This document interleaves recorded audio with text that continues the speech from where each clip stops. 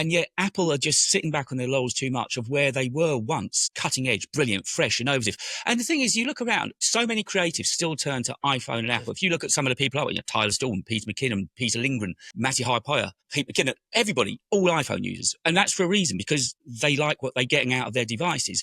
But Apple need to look at what's going on around them. When I was at Samsung and saw and felt that edge, and okay, I haven't touched the Air yet, but when I felt that and felt the engineering that went into that fold, it just made me realize that what I'm using just felt quite dated. And it's sad because I love what it does. I love how it performs and what it gives me, but the styling, the detail, the attention to listening to what we want just isn't there at the moment. And that worries me.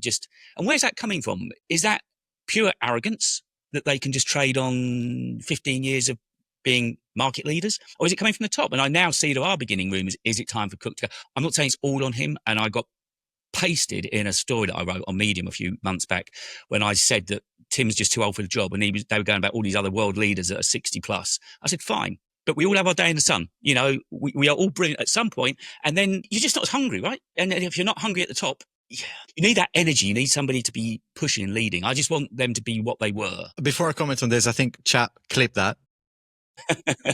That's a great. I didn't have to say anything there. Usually I'm the one that was like, okay, we got to clip this one.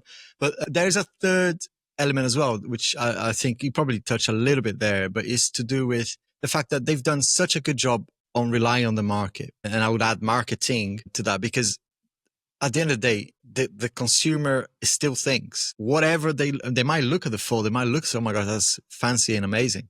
But their friends will still have a message, and their friends are still like, have that stigma that is an Android phone and therefore is not safe or is cheap or whatever, even though clearly, you know, it's leaps and bounds ahead of what Apple offers today, which is sad. I want to see Apple do well. I want to see Apple come up with something that is, you know, challenging, not just a logo on something that feels premium, is premium, but it's more because of, it's got that status, attached to it rather than actual value.